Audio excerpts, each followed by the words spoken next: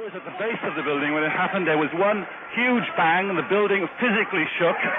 Then another 2 or 3 bangs, and the building again shook, and people came screaming past me. If you could plan, the absolute worst case scenario high-rise mission, you had it on 9/11. There were numerous secondary explosions taking place in that building. There were continuous explosions.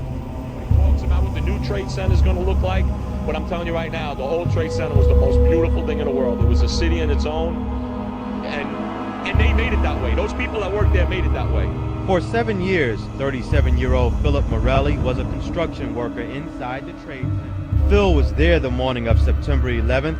As always, he was on the site bright and early. I got in at 6 o'clock in the morning. At 8:30, he says he was headed to level B4 in Tower 1, 4 stories below ground. I go downstairs. The foreman tells me to go to remove the containers. As I'm walking by the main freight car of the building, in the corridor, that's when I got blown. The impact of the explosion, of whatever happened, it threw me to the floor, and that's when everything started happening.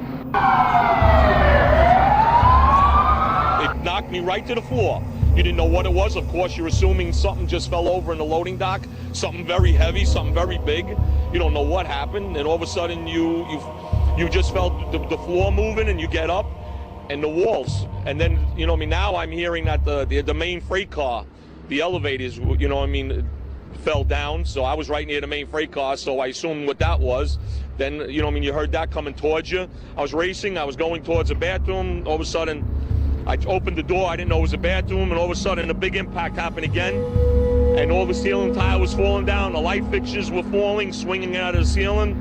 And I come running out the door, and everything, the walls were down, and now I started running towards the parking lots. Nearly 100 floors below where the first plane hit, Phil felt the devastating impact.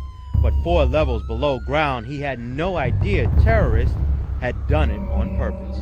What did you think was going on? I just thought something, because I know that the loading dock is on B1, that's 3 floors above me. I just assumed that a car or something exploded on B1, or something got delivered and something big and heavy fell over. You just knew it was something big, because I can't even imagine living in San Francisco or earthquakes, but when the floor is moving underneath you and everything is just happening, and smoke and people screaming, then I never knew until when I got outside the building and I was running down the west side. That was the only time I ever heard about planes hitting the building. But before he got out of the building, he faced obstacles underground. As I ran into the parking lots, everybody's screaming. I actually helped somebody get to a staircase that had a broken leg. There was a lot of smoke down there. There was a lot of people screaming. People came with us running up the ramps. We wanted to get help for the people that couldn't move down there. And as we were running up the ramps, and it's not like a regular mall that you're going straight up. You have to go, you got to go clear across the whole from 1 to 2 World Trade Center. That's the way you got to run. And then all of a sudden it happened all over again. Building 2 got hit. And then I don't know that. I just know something else hit us to the floor. Right in the basement, you felt it. Walls were caving in. Everything that was going on. I know of people that got killed in the basement. I know of people that got broken legs in the basement. People got reconstructive surgery because the walls hit them in the face.